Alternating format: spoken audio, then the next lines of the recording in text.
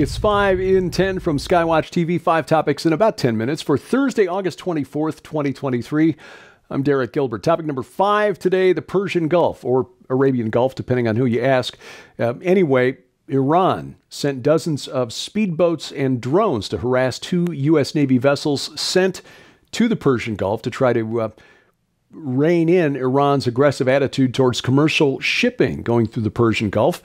This disclosed through video footage that's been released by Iranian media, government-controlled media, of course, showing that drones and speedboats manned by armed members of the Islamic Revolutionary Guard Corps, the IRGC, confronting the USS Bataan and the USS Carter Hall in the Strait of Hormuz.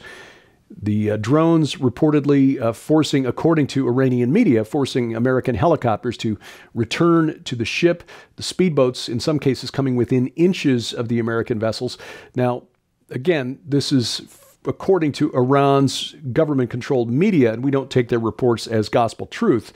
But the Pentagon hasn't commented on this yet, so this is really the only source of information. What this does show us is that Iran is comfortable taking a very belligerent attitude toward the U.S. military, and in response to America's not only sending the Bataan and the Carter Hall to the Strait of Hormuz, which is an important shipping lane. 20% of the world's oil flows through there on tankers, which Iran has been harassing and in some cases boarding and seizing in recent years, but also possibly in response to the oil tanker off the coast of Texas we told you about earlier this week, where the oil was being offloaded, Iran promising a response to that incident.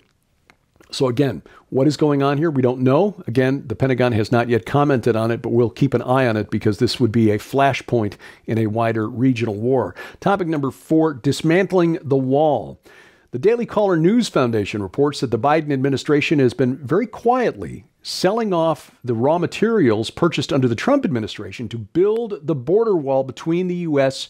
and Mexico. It's being auctioned off, in some cases being sold off at pennies on the dollar. This has been confirmed by the Department of Defense. The auction house GovPlanet, tasked with selling off steel tubing. This is 6-inch square steel tube, 28-foot lengths, used to build for the bollards that are basically bolted together to create the barriers installed along the border.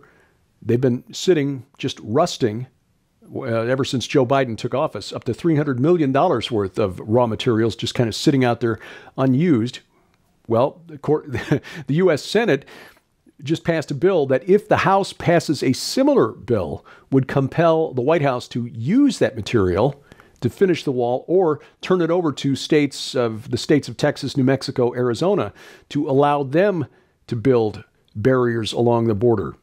Instead, the Biden administration is rushing to sell it off before the House can pass a bill that matches the Finish It Act passed by the Senate. It's likely that the House will do it because it's under the control of Republicans. Interesting that the Democrat-controlled Senate did pass this bill.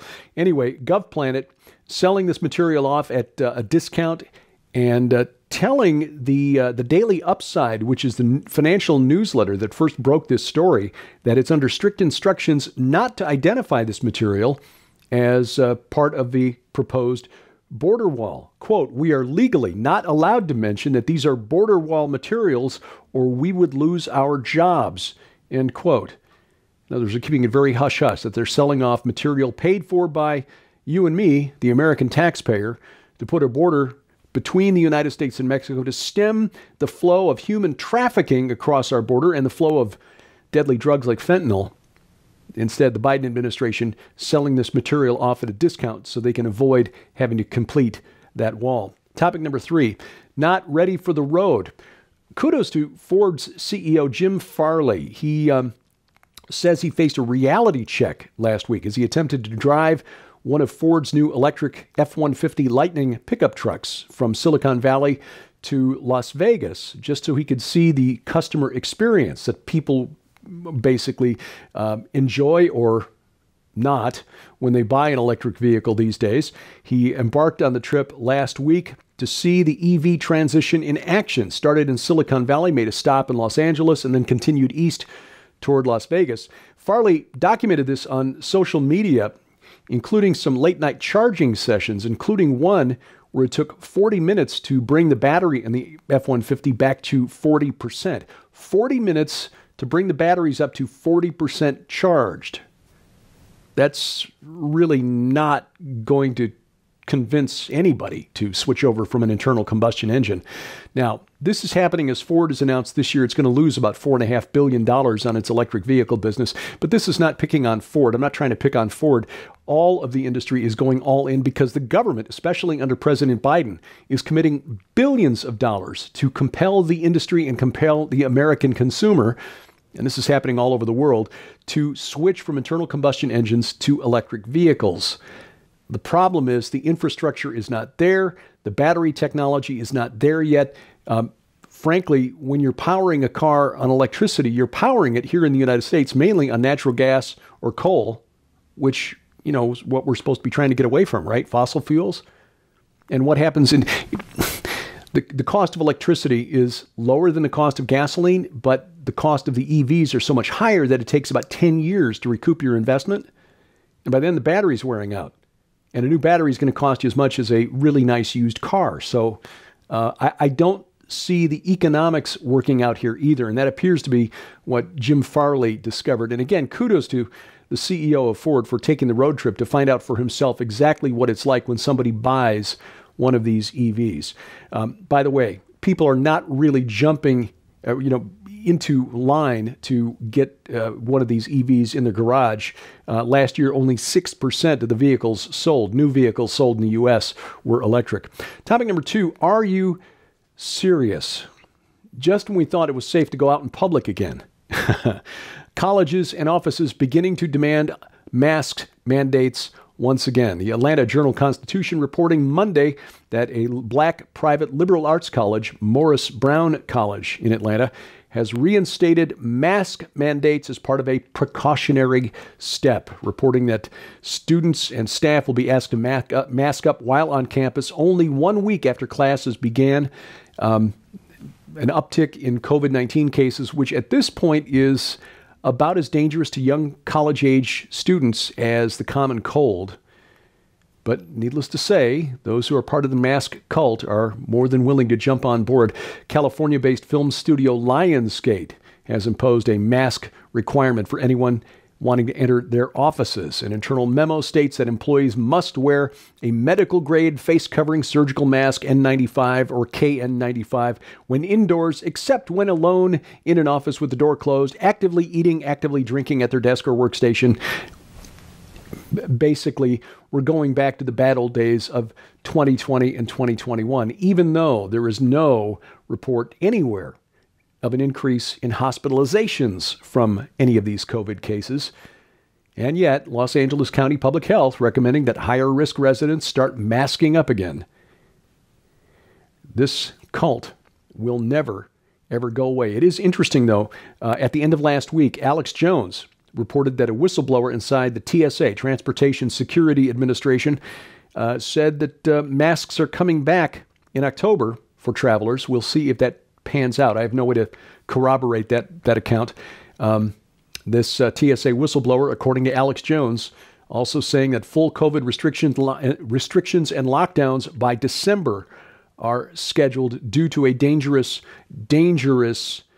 new variant coming out of Canada. Again, I can't corroborate that, but we'll keep an eye on the situation because the timing would certainly be very convenient for Democrats looking at the 2024 election.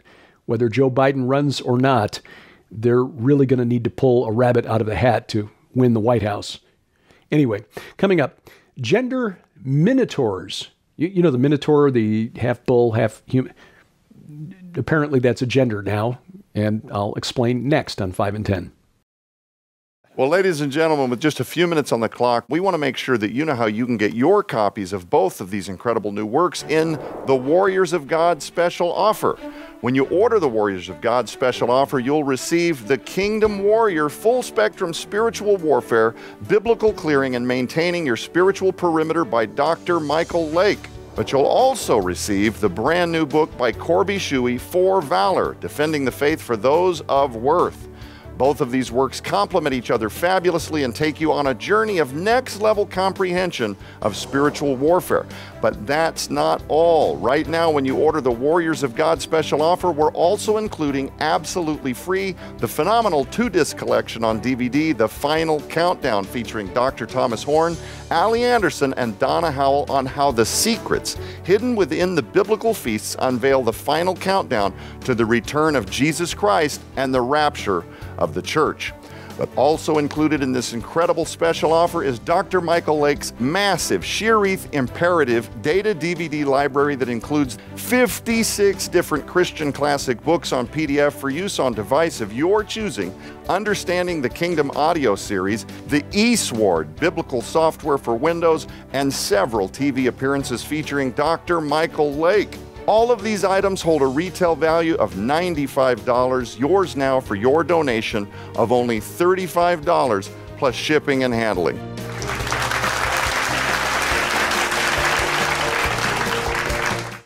Topic number 1 today, gender hybrids. Yes, according to an expert, this is now a thing.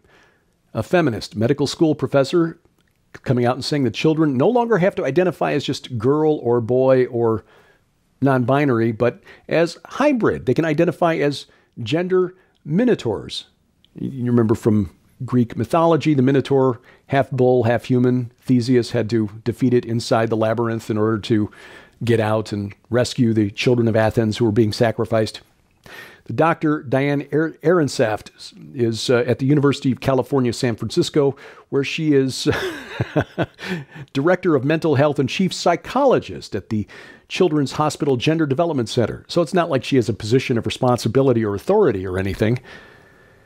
She actually said, as part of her responsibilities for pediatric gender affirmative care for transgender and gender expansive patients.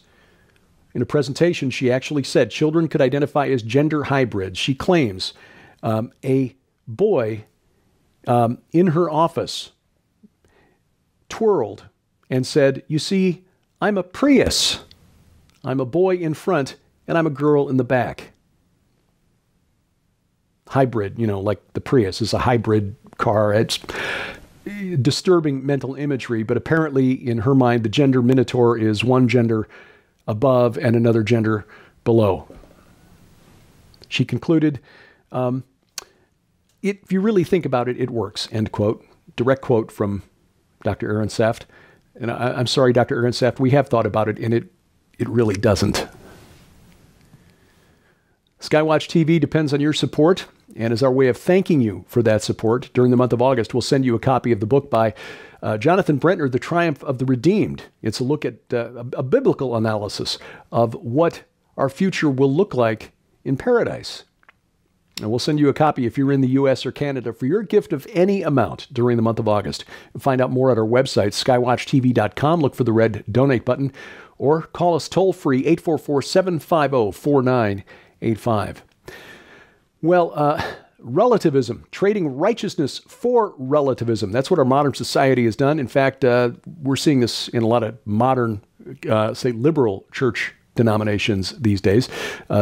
Corby Shuey talks about this. He joins Dr. Michael Lake and Joe Horn and the Skywatch investigative team on the panel this week as they talk about their books, For Valor and The Kingdom Warrior. Don't miss out on this important discussion. Our broadcast schedule for the over-the-air broadcast posted at skywatchtv.com/channels. You can watch the program right now at our website, skywatchtv.com. All of our video content is always there at the website. You can also get it right now on Roku or Apple TV. Just make sure you've got the Skywatch TV channel on your set-top box. You could go to our YouTube channel for the main program. That's youtube.com/@skywatchtv now, or our Rumble channel, rumble.com/skywatchtv.